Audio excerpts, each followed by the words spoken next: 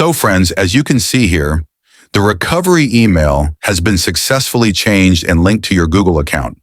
Your Google recovery email ID is now linked successfully, and you can see the live proof right here. In today's video, I'm going to show you how to recover your Google account when you are facing the code not signing in issue, especially when you don't have access to your Gmail ID and you are facing OTP problems. If the code not signing in option is showing, I will explain step by step how you can recover your account through this video. So let's start the video and move to the mobile screen. Please follow every step carefully because even a small mistake can stop the recovery process. When this option appears, you will see code not signing in on your device. This account belongs to my friend and I will show the full recovery process. Paste the code properly and click on Sign in to Google account. Make sure at least one Google account is already signed in on your phone.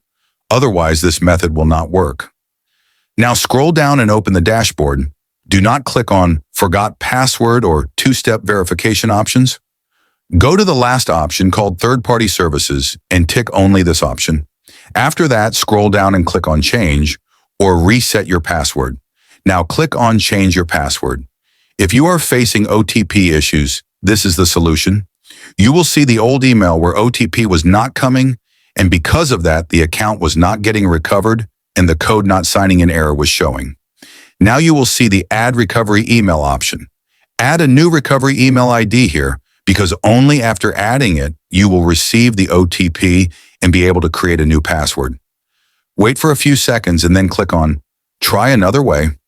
After that, fingerprint verification will be asked and I have completed it. When the next option appears, do not enter the old password. Click on Forgot Password and then Try Another Way. Now you can see the same recovery email ID that was previously linked. Click on Edit and enter a new recovery Gmail ID. After saving, you will immediately receive a notification email. You can see the live proof here. Click Yes and then Done. Finally, the recovery email has been changed successfully. Refresh once and the process is complete.